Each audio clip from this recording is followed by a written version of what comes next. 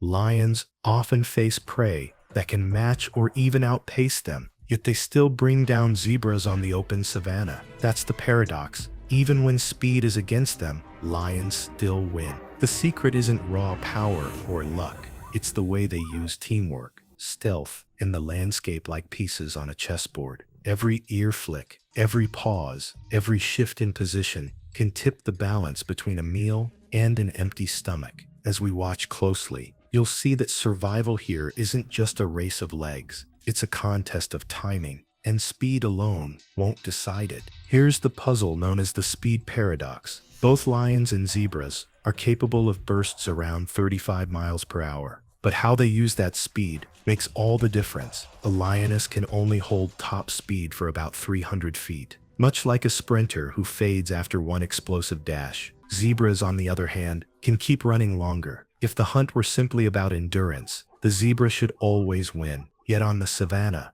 that's not what we see. Lionesses are sprinters, not marathoners. They rely on surprise and positioning more than stamina. Watch closely, and you'll notice that a chase often begins only after the lions have already gained ground, through silence and patience. Once the burst begins, their only chance is to close the gap quickly before their bodies force them to stop. What's fascinating is the way lions offset this limited window. Field footage and expert observations show them cutting off escape routes instead of chasing in a straight line. Picture a race car taking the inside lane on a curve. That's how a lioness will angle her run, predicting where the zebra will turn and meeting it there. This strategy steals away the prey's advantage in sustained speed, because every dodge and zigzag costs the zebra momentum. The herd itself becomes another factor. Zebras stay safer in groups, but tight clusters mean blind spots. A single lioness slipping through tall grass from downwind blends into a field of moving stripes.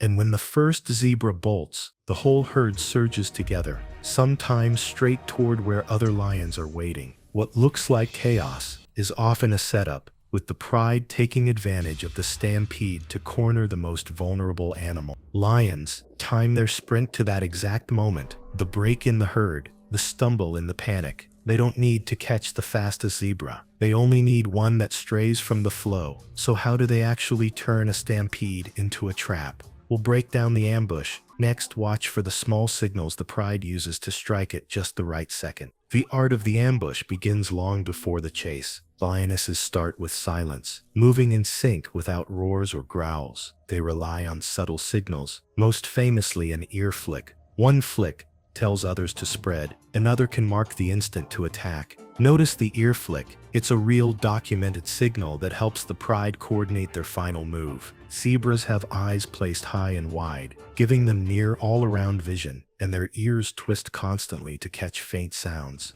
This makes the lion's approach a test of patience and precision. They use cover from tall grass, dips in the ground, and the wind itself to mask scent and sound. Lions also see far better than humans in low light and have very keen hearing, so they use dusk and the terrain to close the distance. Spacing is everything. The pride fans out in a broad arc, not too tight to seem suspicious, not too loose to leave gaps. The lead lioness controls the rhythm, edging forward only when the herd drifts into the right place. They can wait long periods to get the right angle. If you're curious which signal matters most, drop a guess in the comments. When the moment arrives, the calm breaks instantly. The flick of an ear unleashes the charge. Lions don't just run straight, they steer. They cut across paths, each one shaping the herd's movement, so that startled zebras often bolt into the routes of other hidden hunters. The collective panic splinters the herd, and in that confusion, the weakest or most isolated zebra stands out. Teamwork smooths out mistakes.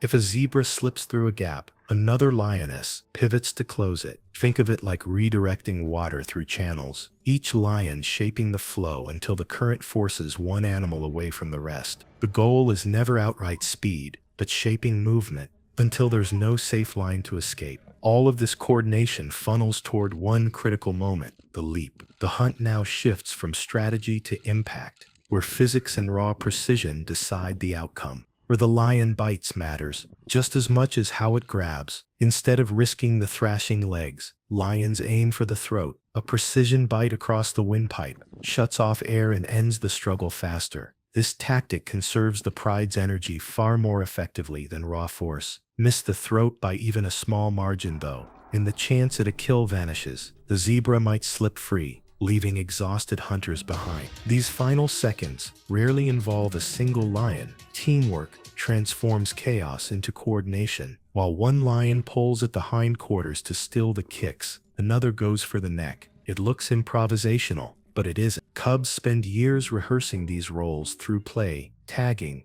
wrestling, and tackling. So when the time comes, each move feels practiced. In slow motion, you can see the precision, claws clutching, bodies shifting in counterweight, the pride moving like parts of a single machine. Zebras fight with equal desperation. They pivot suddenly, buck high into the air, or even drop and roll to crush the lion beneath their weight. Some whip their heads to keep the throat shielded for as long as possible. But the weakness is simple. No prey animal can guard every angle at once. While one attack draws attention, another lion finds the blind spot. The final collapse follows biomechanics more than brute force. Zebras carry their weight forward when running, which makes them vulnerable to side pulls. Lions use this to topple them like trees cut at the base. Once momentum falters and the animal stumbles, the combined weight of the pride presses it down. The dust settles, but the struggle isn't finished. A fallen zebra marks the start of the next battle, one not against prey, but among those who now gather to feed. The feast in the fallout begins as soon as the zebra is down. Feeding follows a strict order. Males typically eat first, then the lionesses. With cubs waiting for scraps, young lions jostle at the carcass. Feeding time is also training time.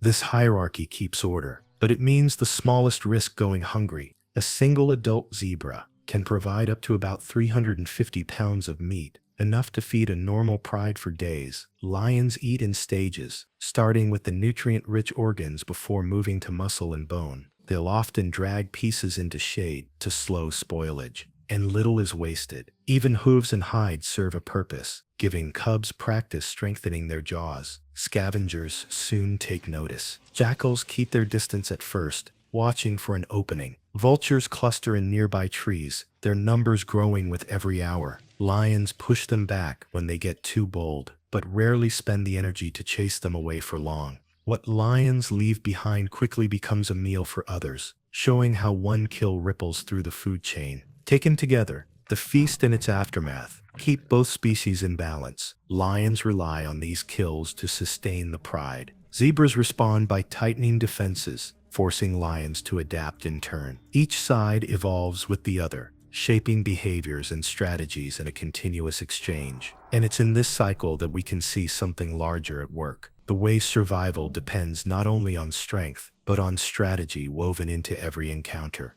The story of lions and zebras shows how strategy shapes survival at every level. Watch for the small details, the ear flick that starts an ambush, the angled sprint that seals off escape. Each hunt sharpens instincts on both sides, tested and refined again and again. But these daily dramas depend on a fragile stage. Savannas also face habitat loss and poaching, two forces that have already cut lion numbers to a fraction of what they once were. Supporting wildlife conservancies or ethical tourism helps these ecosystems endure. If you love nature, stick around. Subscribe for more wildlife stories and simple ways you can help protect these places. Tell us in the comments, what should we cover next? Lions versus buffalo or crocodile attacks? So next time you see a stampede, remember, it's not just a race, it's a chess match that depends on timing, teamwork, and tiny signals.